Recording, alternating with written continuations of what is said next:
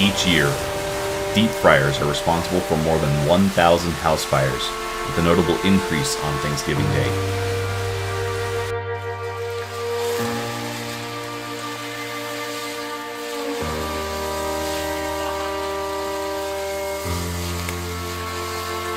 Watch your feet. These dangerous implements are unsteady, easily tipped, and hard to control. 5, 4, 3, 2, 1. This equates to a staggering $15 million in property damage each year, as well as, on average, 5 deaths, 60 severe injuries, and the destruction of over 900 homes.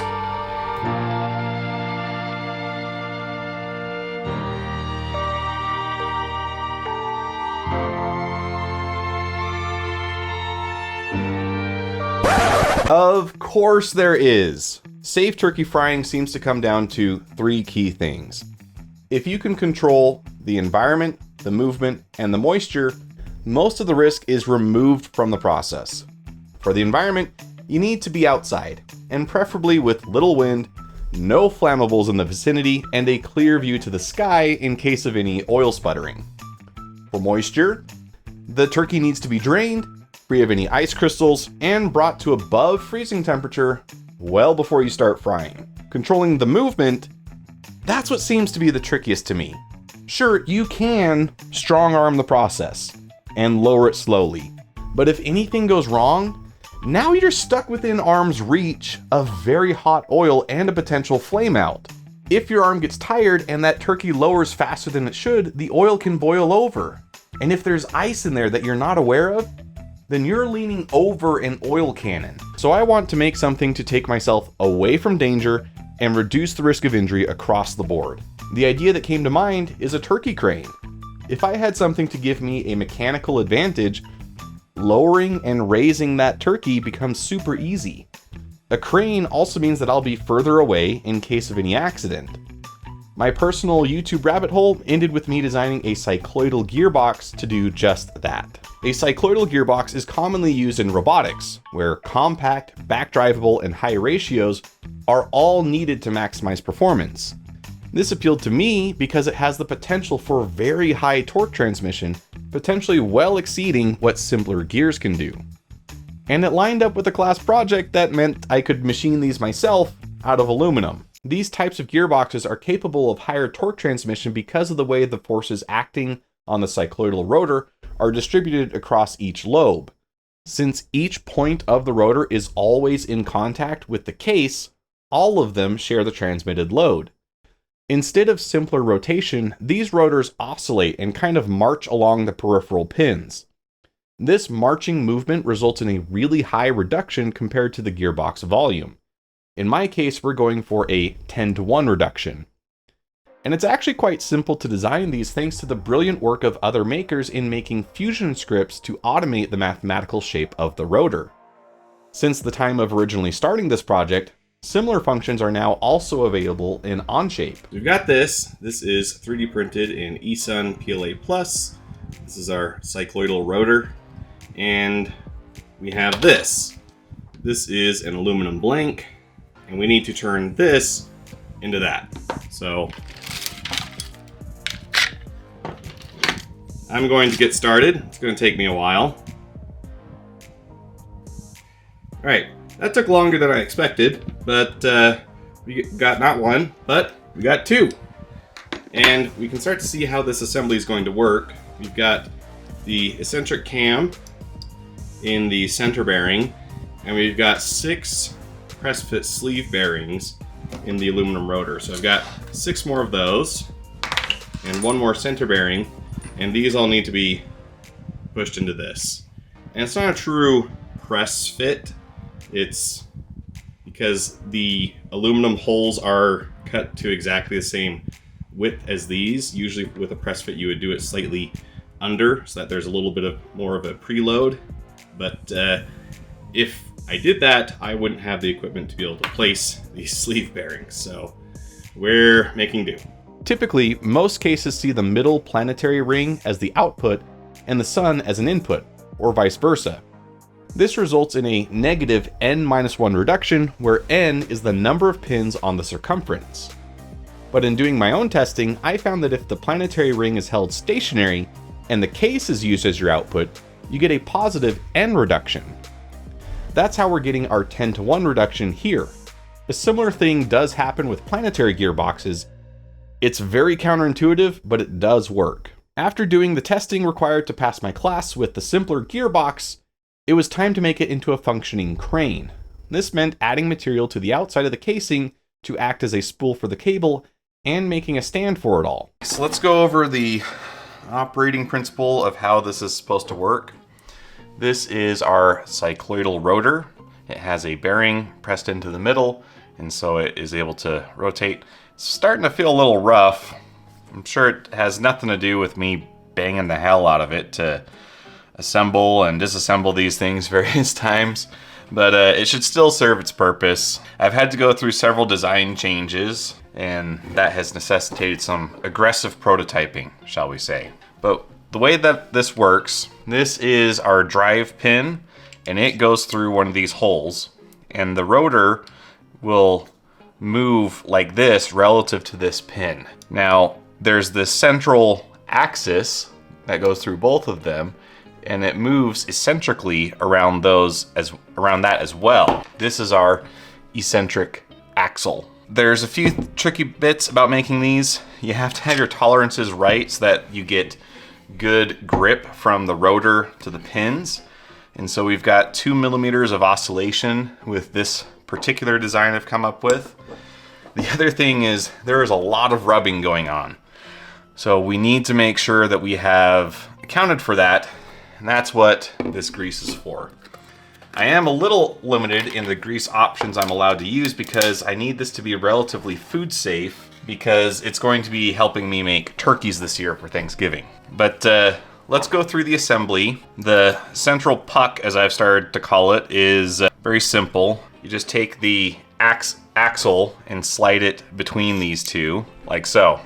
And you can see how with the two of them in place, you get a opposite eccentric movement between them. That's important because if we only had the one, that eccentric movement will cause the whole gearbox to oscillate and create some very nasty vibrations. Having two of them though, moving opposite to each other, means that we cancel out that vibration to a pretty big extent. I've also learned in assembling this, you need to make sure that you stagger them so you have a lobe or a mountain matched up to a valley. So when we go to slide our drive pin through, we need to make sure that we get that right with our first pin insertion. Now we've got the other half of our drive pin carriage, and I've got 6 holes total. I'm only using 3 at the moment, but that slides together something like that. And then this is our completed central assembly in the middle. And you can start to see a little bit of that motion coming into play. If we oscillate these in their respective movements right now, we can get a little bit of movement in the drive axle. Now comes kind of the trickier part. We need to get grease onto here, we need to get this in here, and then we need to get this on as well. I think the best way to do that will be to add this as the very last piece, and then we can hammer that in aggressively, but it should be okay. So while I've got this apart, I think I probably want to add some grease to it right now. And all the videos I've seen and packing bearings with my dad in the past, you just use your hands. I don't want to get grease on my hands though, because I need my hands to be relatively dry for stuff later in the assembly, but some gloves will help. Okay, set that on some disposable plastic. Add a little bit to these pins on the inside.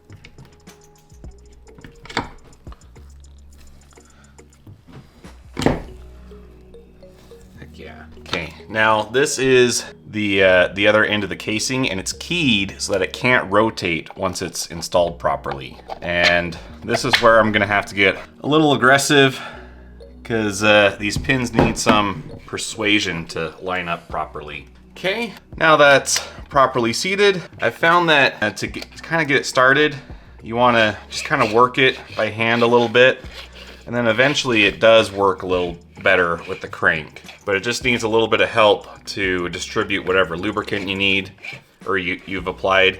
In the past I've used WD-40, and eventually it starts moving pretty smoothly. I can already feel it loosening up. There, it's feeling pretty smooth now. I can rotate it all the way through. It still catches a little bit, but I can feel it getting better. The tricky part right now is I'm having to really squeeze this set of pliers in order to get it to do what I want. But with the crank installed, this will be a lot easier. For us to be able to install the crank, I do need to get this mounted into its crank frame, which I've redesigned from the last computer version you'll have seen. To now it's a split part, and that allows me to have this longer through axle that goes all the way through the gearbox assembly so that we can add these later. Now, this is not the cleanest print. I'm not too worried about it though. I don't really care. I just need it to work. There we go, that's started. Now you may notice I've got 2 different sizes of screws here. I've tested both sizes and it works, and I'm running low on one size, so necessity is the mother of invention, right? We're using what we got on hand. I could, of course, order more M3 hardware, which is what I'm using right now, but Thanksgiving is next week, so I'm kind of down to the wire. I need to get to actual testing of this, so I don't want to spend any more time waiting for hardware to arrive. With this installed, we can actually start to drive it without having to get a super good grip on the crank. So it does work. I would like this to have a safety factor of 2 so that I am confident that it will hoist the turkeys the way that I need it to. Turkeys being about 20 pounds.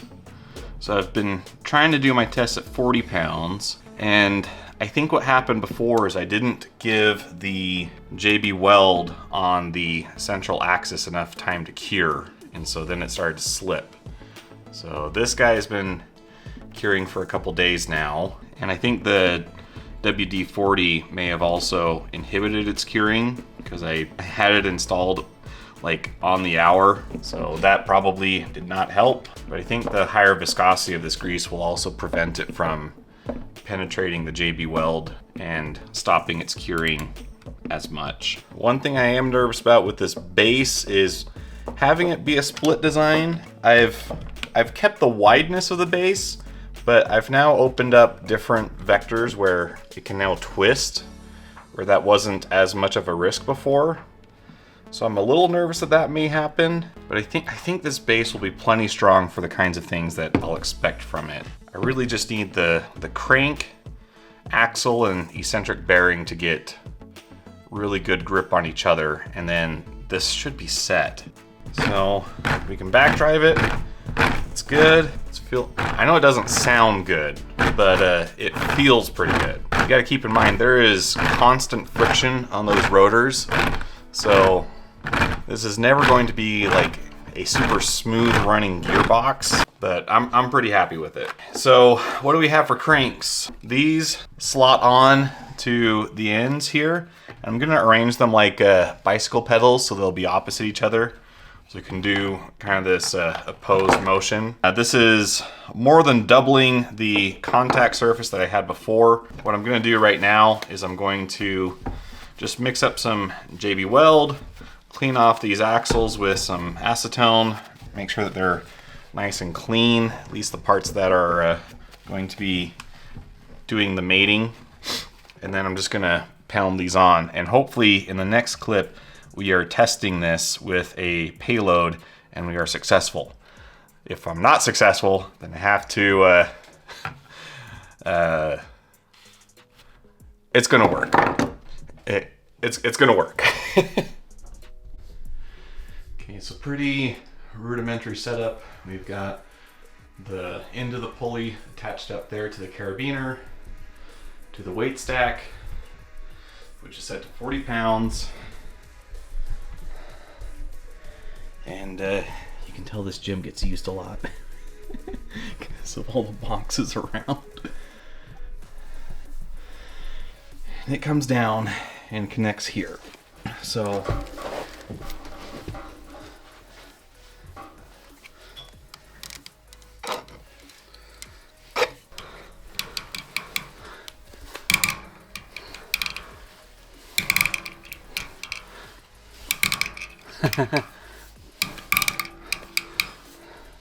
Okay, some of that creaking is normal. Let's see. What's going on is the cable is rubbing against the crown here. That part doesn't scare me. It's just, I mean, that's working normally. Doesn't feel like there's a lot of deflection on the base, and 40 pounds is completely suspended by the crank at this point. With a fully functional winch, then we just needed to mount it to a sturdy frame and test it as a crane. Alright, this is a tripod that I made, and originally the project was kind of a failure because I think I ended up spending more making this tripod than what it actually ended up saving me. This was supposed to be a camera tripod to avoid having to buy the tripod that the camera is currently on. But for our turkey crane, I think we can repurpose this because this is a nice solid structure that should be able to hoist a turkey. And so the designs for this are available on my Maker World account, and it is supposed to be continuously expandable. For instance, if someone wanted to take this further, you can also add bars that go through these legs to get a super tall tripod. But I think for what we're going to need, it's going to be perfect.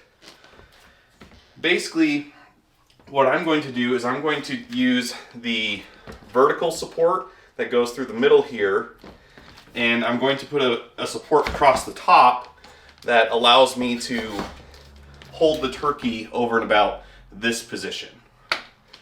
So hopefully that's going to work. I'm going to go grab the parts I need, and I'm going to get started. Okay, so the basic idea is actually rather simple. We're going to put a bar across the top here.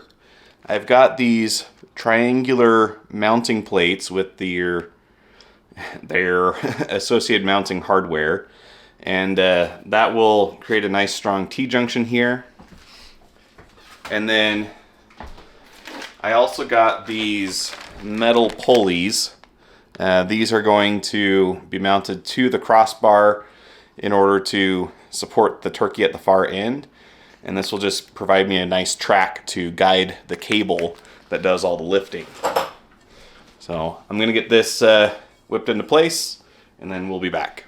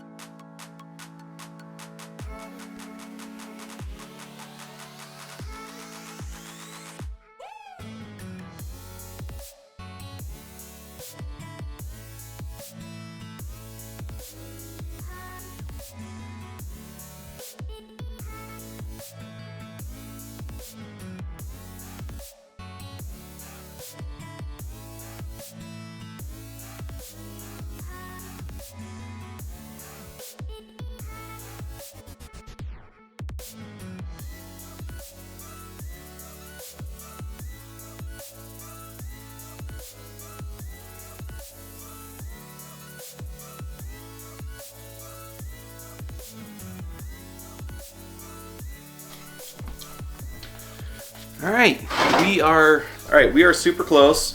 The one last thing I need to do is this eyelet doesn't fit through the pulleys I got. So we trim off the old head, put on a new one, and we'll be good to go. But I need to remember to actually feed it through the pulleys before I put the new head on.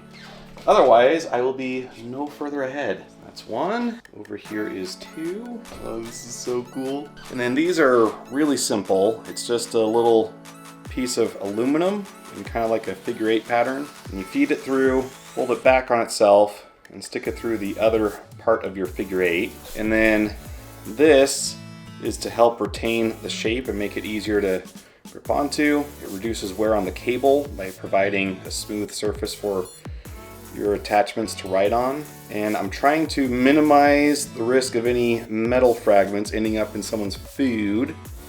So I'm trying to be very careful about keeping the exposed frayed end here encapsulated by the little coupler. Oops, come on. And trying to be precise like that can make these a little bit fiddly. Once you've got it positioned, just grab your crimping tool and give it to her. And there we go. New head installed. So now the whole mechanism is in place and it should be working. Let's try and hang something from it. Got this kind of coat hanger shape that came with the turkey fryer. Okay, and obviously it lifts that just fine. That should be coming into frame in just a second here. There we go. To approximate our turkey, if I use two 1-gallon containers, that'll be 16 pounds, and that should be a pretty good approximation for our turkey. Let's see if I can round one of those up. Found some. So if we put the hook through here and through the other one,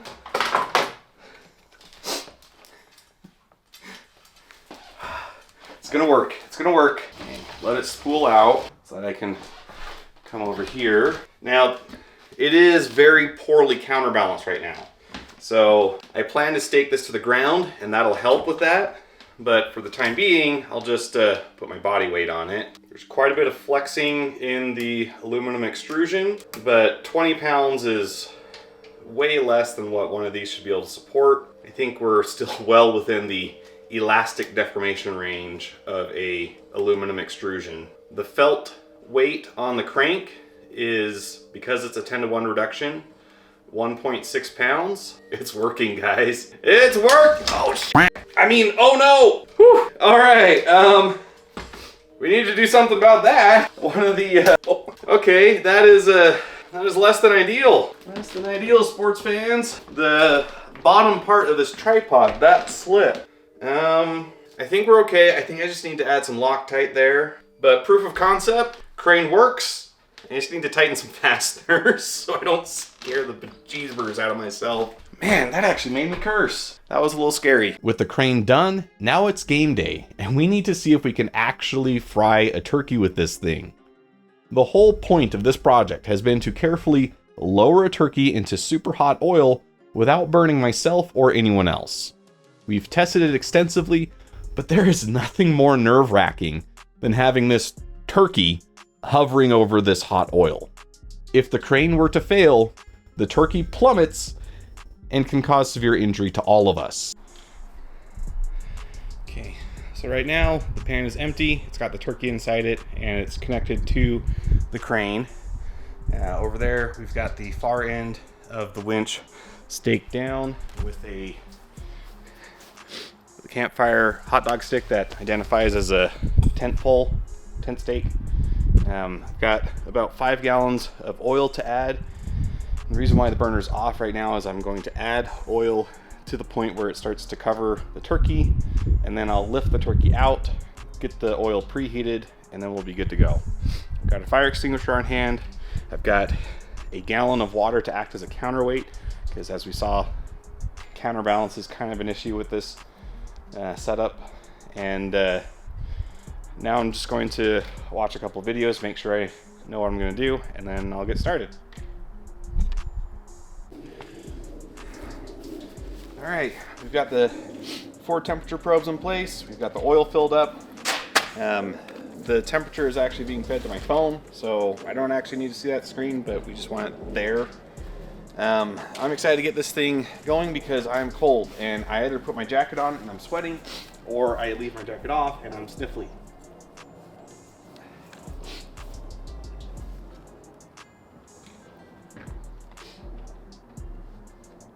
This propane tank is really tight.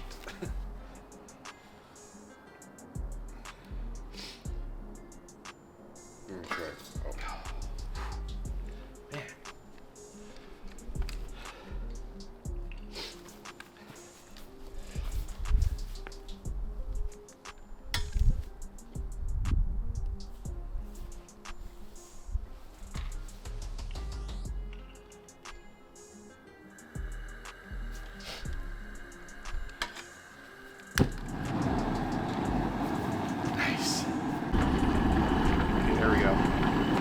We've just reached oil temperature, so I'm going to shut off my propane.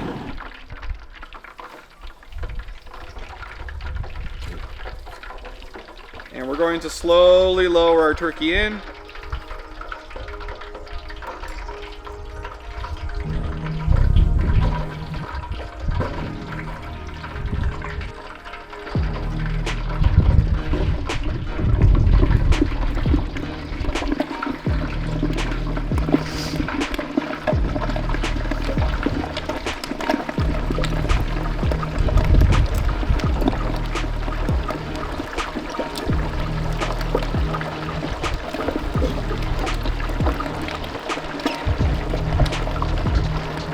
Our moment of truth for this winch.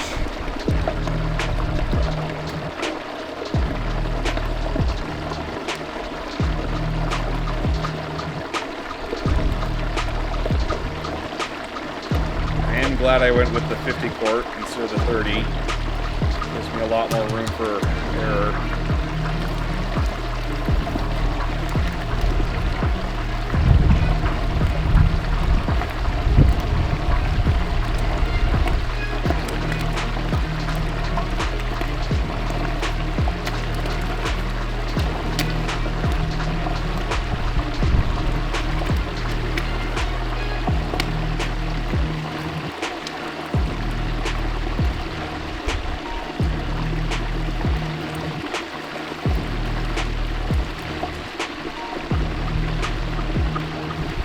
Dad came up with this little wire stopper, which is kind of nice because then we don't have to hold it. It's now fully submerged. So hear the burner again. I think something was going on with the regulator, where it wasn't sending out the gas it's supposed to. This is just the regulator that came with the burner, so evidently it's not very good. But we're cooking with gas now.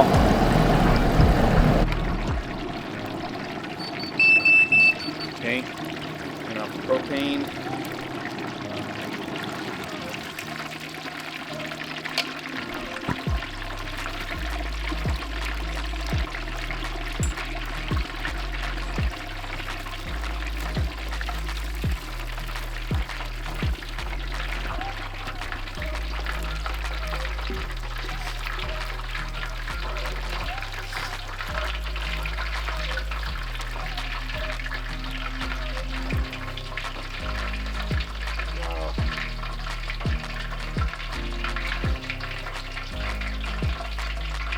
Can you catch it?